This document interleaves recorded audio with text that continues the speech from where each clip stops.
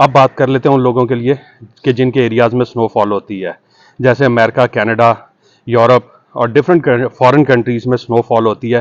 तो उन्होंने कब प्रूनिंग करनी है और कब उनकी डॉर्मेंसी स्टार्ट होगी। इसी तरह ये यूरोप वगैरह या बाहर के कंट्रीज़ के अलावा पाकिस्तान में भी कुछ एरियाज़ हैं जहाँ पे स्नोफॉल होती है, तो उन एरियाज़ में भी गुलाब उगाए जाते हैं। तो ये जो नवंबर दिसंबर की फ्लावरिंग है, इसको लेने के लिए और इससे आगे पौधे की अच्छी ग्रोथ के लिए आपको कुछ काम करने होते हैं। और स्पेशली मैं यहाँ पे आपको बता दूं कि आप लोग जो है वो मेरी प्रूनिंग की वीडियो लाजमी देखिएगा, क्योंकि जब आपका टेम्परेचर 35 या 35 से नीचे आता है तब आपको प्रूनिंग। अस्सलाम वालेकुम, welcome back to my channel. मैं उम्मीद करता हूँ आप लोग खैरियत से होंगे। वक्त तेज़ी से गुजर रहा है और मुश्किल वक्त गुलाब उगाने वालों के लिए, रोज़ारियंस के लिए ख़त्म होने वाला है और बहुत जल्द एक अच्छा वक्त शुरू होगा। तो उसकी तैयारी भी करना बहुत ज़रूरी है, तभी आप सीज़न में अच्छे गुलाब देख सकेंगे अपने पौधों पे। और सीज़न नवंबर से स्टार्ट हो जाएगा। नवंबर, दिसंबर, जनवरी में थोड़ा आप कह लें कि गुलाब जो है वो अपनी फ्लावरिंग रोकता है जनवरी में, लेकिन उसके बाद फिर आगे से भरपूर फ्लावरिंग शुरू हो जाती है, क्योंकि आगे फिर बहार का मौसम आ जाता है। तो ये जो नवंबर दिसंबर की फ्लावरिंग है, इसको लेने के लिए और इससे आगे पौधे की अच्छी ग्रोथ के लिए आपको कुछ काम करने होते हैं, और ये उन कामों के शुरू होने का सही वक्त है। और वो काम क्या है कि आपने प्रूनिंग करनी है अपने गुलाब की। लेकिन ठहरिए, अभी प्रूनिंग नहीं करनी। ये प्रूनिंग जो है अक्टूबर में होगी। और स्पेशली मैं यहाँ पे आपको बता दूं कि आप लोग जो है वो मेरी प्रूनिंग की वीडियो लाजमी देखिएगा, क्योंकि जब आपका टेम्परेचर 35 या 35 से नीचे आता है तब आपको प्रूनिंग करनी होती है। और आपको पता चल जाए कि आप इससे ऊपर टेम्परेचर नहीं जाना, तो फिर आप अपना प्रूनिंग का प्लान कर सकते हैं। तो आप भी अपने इलाके के हिसाब से जो है ये डिसाइड कर ले कि आपने प्रूनिंग कब करनी है, कब ये टेम्परेचर होगा। तो जब आपने प्रूनिंग करनी है तो उससे 2 महीने, 1.5 से 2 महीने पहले आपको अपने पौधे की को डॉर्मेंट करना होता है। तो जी, आज की वीडियो डॉर्मेंसी से रिलेटेड है। कैसे डॉर्मेंट करना होता है वो भी मैं बताऊंगा। और डॉर्मेंसी पहले तो ये देख लेते हैं कि डॉर्मेंसी होती क्या है। देखिए, डॉर्मेंसी का मतलब होता है पौधे का सो जाना, रेस्ट करना, अपनी ग्रोथ को रोक देना, जिंदा तो रहना लेकिन आगे नहीं बढ़ना। तो आपने क्या करना होता है, अपने पौधे की डॉर्मेंसी करवानी होती है। तो क्या ये आप खुद करवाएंगे? जी, इस वक्त आपको खुद करवानी होगी। क्यों? क्योंकि 2 टाइप की डॉर्मेंसी होती है। एक होती है नेचुरल डॉर्मेंसी, जो कि पौधा खुद से ले लेता है, और वो तभी पॉसिबल होता है जब टेम्परेचर जो है 8 डिग्री से कम रहे, और वो होता है जनवरी में। और जनवरी में जो मैंने आपको कहा था कि पौधा अपनी ग्रोथ को रोकता है, वो इसी वजह से रोकता है कि तब हमारे यहाँ टेम्परेचर 8 डिग्री से कम हो जाता है। जब 8 डिग्री से कम होता है तो पौधा नेचुरली डॉर्मेंट हो जाता है, वो सो जाता है। तो ऐसी सूरत में फिर ग्रोथ नहीं होती और अच्छी फ्लावरिंग रुक जाती है।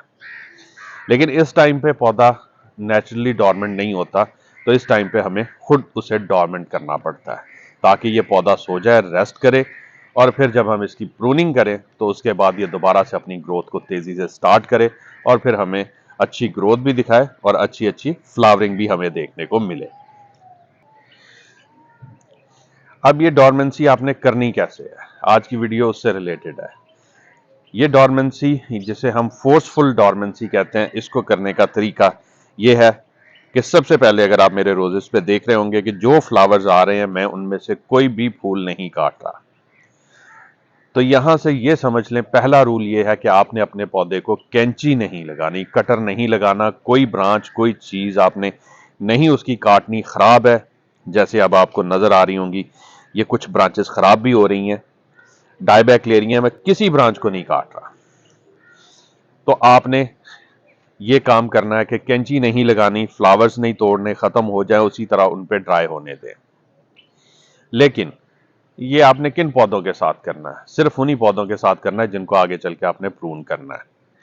जो हेल्दी पौधे हैं, उनको आपके पास आए हुए 2 साल हो चुके हुए हैं, उनको आप प्रून करेंगे। जो अभी नए लगाए थे, आपने इसी मार्च में लगाए थे, उनको अवॉइड करें, उनकी ग्रोथ को लें, उनको डॉर्मेंट मत होने दें और ना ही उनको डॉर्मेंट करें।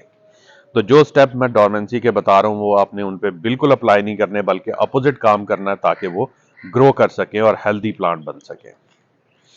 तो पहली बात जो मैंने आपको बताई कि इसको कैंची नहीं लगानी, कोई ब्रांच, कोई फूल नहीं काटना, कोई बड नहीं काटनी, उसी तरह इसको रहने देना।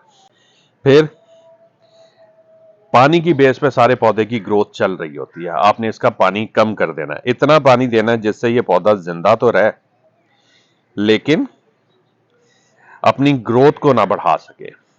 यानी अगर आप इसको 2 लीटर पानी दिन में देते हैं तो 1 लीटर पानी कर दें, यानी आधा पानी कर दें। उससे क्या होगा, ये पौधा जिंदा तो रहेगा लेकिन अपनी ग्रोथ को एज सच अच्छे तरीके से नहीं कर पाएगा।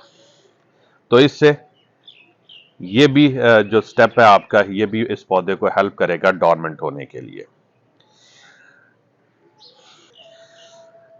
तीसरी बात जो सबसे ज्यादा इंपॉर्टेंट है, फर्टिलाइजर बिल्कुल बंद कर देनी है आपने, कोई फर्टिलाइजर नहीं देनी इस स्टेज पे। चौथा पॉइंट है, कोई पेस्टिसाइड का स्प्रे नहीं करना, बस स्केल का ख्याल रखना। अगर स्केल लग जाए तो फिर आपने लाजमी स्प्रे करना, अदरवाइज किसी पेस्टिसाइड का, किसी फंजीसाइड के स्प्रे की जरूरत नहीं है। अब ये हम जब प्रूनिंग की तरफ जाएंगे उस वीडियो में मैं आपको बताऊंगा कि पेस्टिसाइड और फंजीसाइड आपने कब देना शुरू करना है और इसको खाना कब देना शुरू करना है। यानी अब इसकी फीडिंग भी बंद, स्प्रे भी बंद। अब आप भी रिलैक्स करें, पौधे को भी रिलैक्स करने दें। सिर्फ मैं फिर बता रहा हूं, स्केल्स अगर आपको नजर आए तो आपने फौरन स्प्रे करना है, स्केल्स पे कोई कंप्रोमाइज नहीं, बाकी इस पौधे को चलने दें, कोई मसला नहीं होगा। उससे अगली बात वो ये कि अगर आपको कोई भी आप इस पे पेस्ट का अटैक देखें, लाइक थ्रिप्स का अटैक देखें, परेशान नहीं होना, लगने दें, क्योंकि हमने ये सारी ग्रोथ जो है, जो नई ग्रोथ आपको नजर आ रही होगी, इस पे जो पत्ते होंगे ये डैमेज हो भी जाए तो ये हमने सब रिमूव करने होते हैं प्रूनिंग में, इसलिए उसके लिए तो आपने बिल्कुल परेशान नहीं होना। फीडिंग लाजमी बंद कीजिएगा वरना ये पौधा ग्रो करने से नहीं रुकेगा। पानी लाजमी कम कीजिएगा तब भी ग्रोथ होगी। ब्रांचेस काटना, डेड हेडिंग करना, जैसे ये डेड हेड्स हैं, फ्लावर खत्म हो चुका है, इनको रिमूव करना भी बंद करना पड़ेगा, क्योंकि अगर मैं इसको यहां से तोड़ दूं, काट दूं, तो यहां से नई ग्रोथ इसके नीचे से स्टार्ट होना शुरू हो जाएगी, क्योंकि ये स्टिमुलेट हो जाते हैं। अल्लाह ने एक ऐसा सिस्टम रखा हुआ है इस पौधे के अंदर कि आप ऊपर से काटेंगे तो रूट से हार्मोन्स निकलेंगे जो कि पौधे को स्टिमुलेट करेंगे कि ऊपर ग्रोथ की जरूरत है। रूट काटेंगे तो पौधे की टिप से हार्मोन्स निकलेंगे जो कि पौधे को ये मैसेज देंगे कि नीचे रूट्स की जरूरत है, उनको ग्रोथ करो। तो ये दोनों चीजें हैं, इसीलिए अक्सर रोजारियंस आपको एडवाइस करते हैं कि ब्रांच प्रूनिंग और रूट प्रूनिंग एक साथ मत करें, क्योंकि उसमें पौधा स्ट्रेस में जाने के चांसेस बहुत ज्यादा होते हैं। क्योंकि ये जो हार्मोन्स हैं जो रूट्स की ग्रोथ को स्टिमुलेट करते हैं या ब्रांचेस की ग्रोथ को स्टिमुलेट करते हैं, वो अपोजिट जगह पे होते हैं। यानी रूट्स के लिए टिप्स पे होते हैं, यानी ऊपर ब्रांचेस की टिप्स पे है ये हार्मोन्स होते हैं, यहां से मूव होना शुरू होते हैं, पौधे को मैसेज मिलता है। और अगर ब्रांच कट गई है तो रूट्स की टिप्स पे जो हार्मोन्स होते हैं वो स्टिमुलेट होते हैं वहां से, और वो ऊपर की ग्रोथ को स्टार्ट करवाते हैं। तो अगर दोनों को एक साथ काट देंगे तो ऊपर और नीचे से कोई खास मैसेज ना गया, हार्मोन्स मूव ना हुए, तो वो पौधा स्ट्रेस में चला जाएगा और हो सकता है वो मर जाए। तो ये जरूर ध्यान रखा करें कि दोनों को एक साथ नहीं करना। और यहाँ पे अब एंड में मैं आपको ये बता दूं कि ये बहुत राइट टाइम है, जिन्होंने अभी तक अपने पौधों की रूट प्रूनिंग नहीं की, रिपोर्टिंग नहीं की, वो भी कर लें, और साथ साथ इनको आप डॉर्मेंसी की तरफ लेके चलें, ताकि अक्टूबर में इनकी रूट प्रूनिंग, ब्रांच प्रूनिंग करके ऊपर से, तो इनकी दोबारा से ग्रोथ स्टार्ट करवा के हम और आगे चल के नवंबर दिसंबर में अच्छे फ्लावर्स ले सके। अगर अभी भी आपने ये काम ना किया तो आप जो है फिर मिस कर देंगे सीजन। बहुत सारे लोग जो हैं वो दिसंबर में प्रूनिंग करते हैं, वो उस हिसाब से फिर ये प्लान कर लें, लेकिन मेरी एडवाइस यही होगी कि अक्टूबर में प्रूनिंग करें। बल्कि अक्टूबर क्या, आप डिसाइड करें, जो मैंने आपको टेम्परेचर रेंज बताई है उस रेंज को देखते हुए डिसाइड करें और उस हिसाब से अपना प्रूनिंग को प्लान करें, ताकि आप मैक्सिमम इस सीजन में फ्लावर्स को एंजॉय कर सकें। अगर आपकी प्रूनिंग लेट हो जाती है ना, तो फिर उसी हिसाब से आप देख लें कि आपके पास उतना कम टाइम मिलेगा गुलाब के फ्लावर्स को एंजॉय करने का। अब बात कर लेते हैं उन लोगों के लिए कि जिनके एरियाज़ में स्नोफॉल होती है, जैसे अमेरिका, कनाडा, यूरोप और डिफरेंट फॉरेन कंट्रीज़ में स्नोफॉल होती है, तो उन्होंने कब प्रूनिंग करनी है और कब उनकी डॉर्मेंसी स्टार्ट होगी।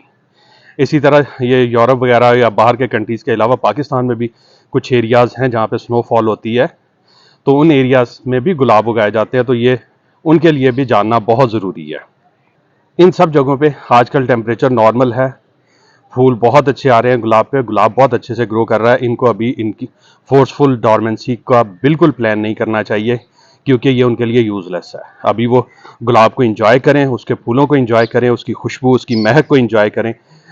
जैसे ही उनके यहाँ स्नोफॉल शुरू होगी, ये ऑटोमेटिकली आपका गुलाब नेचुरल डॉर्मेंसी में चला जाएगा, सारे पत्ते गिरा देगा, बिल्कुल जो है खाली हो जाएगा पत्तों से, ना कोई फूल आएगा, ना ही इसमें ग्रोथ होगी। तो वो नेचुरल डॉर्मेंसी है। जब नेचुरल डॉर्मेंसी का बिल्कुल मिड आ जाए, यानी आपको लगे कि अगले 15-20 दिन तक आपके यहाँ बर्फबारी खत्म हो जाएगी और टेम्परेचर बढ़ना शुरू हो जाएगा, तो आपने उस टाइम पे अपने गुलाब की प्रूनिंग करनी है। अभी बिल्कुल नहीं करनी, ना अक्टूबर में करनी है, बल्कि आपके यहाँ मेरे ख्याल में, अगर मैं गलत नहीं हूँ, क्योंकि मैं उन एरियाज़ के इलाकों को अच्छी तरह से मैंने रिसर्च तो की है, लेकिन मैंने फिजिकली वहाँ रह के नहीं देखा, तो वहाँ पे मार्च में जाके मौसम खुलना शुरू होता है और तब गुलाब अपनी स्प्राउटिंग शुरू करता है, तो उन्हें मिड फरवरी में अपने गुलाब की प्रूनिंग करनी चाहिए। तो उम्मीद है आपको सब पॉइंट समझ आ गए होंगे। अगर फिर भी आपका कोई क्वेश्चन हो तो कमेंट्स में पूछिएगा, इंशाल्लाह मैं आपको रिप्लाई कर दूंगा। और वीडियो पसंद आई हो तो लाइक लाजमी कर दें, फ्रेंड्स एंड फैमिली में शेयर करें ताकि ये इन्फॉर्मेशन उन तक भी पहुंचे। अगर चैनल को सब्सक्राइब नहीं किया हुआ तो सब्सक्राइब कर लें, बेल नोटिफिकेशन ऑन कर लें ताकि इसी तरह की इंफॉर्मेटिव वीडियोस जब मैं आगे पोस्ट करूं तो आपको वक्त पे पता चल सके और आप उससे फ़ायदा उठा सकें। अब मुझे इजाज़त दीजिए, दुआओं में याद रखिएगा। इंशाल्लाह बहुत जल्द एक और इन्फॉर्मेटिव वीडियो के साथ हाजिर होऊंगा। तब तक के लिए अल्लाह हाफिज़।